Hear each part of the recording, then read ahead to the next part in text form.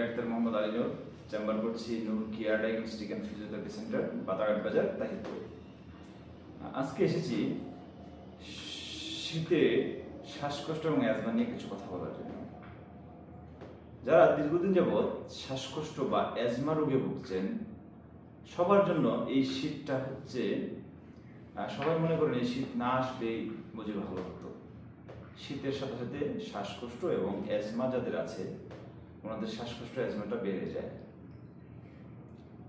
আমরা যদি বাড়তি কিছু সতর্কতা অবলম্বন করি, তাহলে হয়তো এই অ্যাজমার অ্যাটাক থেকে বা এই শ্বাসকষ্টে যারা ভুগছেন তাদের এই ঘন ঘন শ্বাসকষ্টের অ্যাটাক থেকে কিছুটা হলেও আমরা নিয়ন্ত্রণ আনতে পারব। চলুন দেখে নিই কী কী সতর্কতা অবলম্বন করতে হবে। ঠান্ডা পড়ার সাথে সাথে যেহেতু শ্বাসকষ্ট বেড়ে যায়, সেহেতু আপনার বডির টেম্পারেচার সবসময় রুম টেম্পারেচারের মতো করে রাখতে হবে।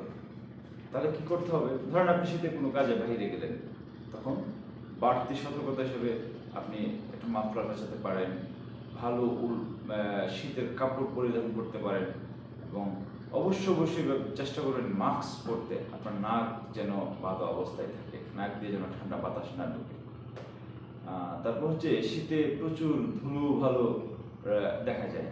এই ধুলো ভালো যেন নাক দিয়ে না ঢুকে, আপনার ফুসফুসের নালিতে যেন এই ধুলো ভালো না যায়, সেই জন্য আপনার এই মাস্কটা পরিধান করতে হবে। পাশাপাশি আপনি একটু গরম পানি খেতে পারেন। সাথে আপনি রেগুলার যে ইনহেলারটা আপনি ইউজ করেন, ওই ইনহেলারটা আপনি চেষ্টা করবেন সবসময় যেন আপনার সাথে থাকে। যখনই একটু শ্বাসকষ্টের প্রাদুর্ভাব দেখা দিবে, আপনি ইনহেলারটা ইউজ করে নেবেন। এছাড়াও শীতের শুরুতে আমরা এই ধরনের রোগীদেরকে ইনফ্লুয়েঞ্জা ভাইরাসের এগেনস্টে ইনফ্লুয়েঞ্জা ভ্যাকসিন পাওয়া যায় বাজারে, আমরা ইনফ্লুয়েঞ্জা ভ্যাকসিন দিয়ে থাকি। চেষ্টা করবেন প্রতি বছর শীতের শুরুতে এই ভ্যাকসিনটা দেওয়ার জন্য। তাহলে হয়তো এই একটা রোগ থেকে আপনি মুক্তি পেতে পারেন। এছাড়াও আপনার ক্রনিক যেসব শ্বাসকষ্টের মেডিসিন, যেগুলো যেমন মন্টিলুকাস্ট অনেক খেয়ে থাকেন সবসময়, তারপর ডক্সোবালিন গ্রুপের ওষুধ খেয়ে থাকেন, এই ওষুধগুলা মিস করবেন না। দয়া করে এই ওষুধগুলো সবসময় খেয়ে যাবেন। যে আজকে একটু আরাম খাবো না, এটা করা যাবে না। রেগুলার ওষুধগুলো চালিয়ে যেতে হবে। তারপরেও যদি আপনার শ্বাসকষ্টের পরিমাণ বেড়ে যায়, দয়া করে আমাদের রোগীরা চলে আসুন।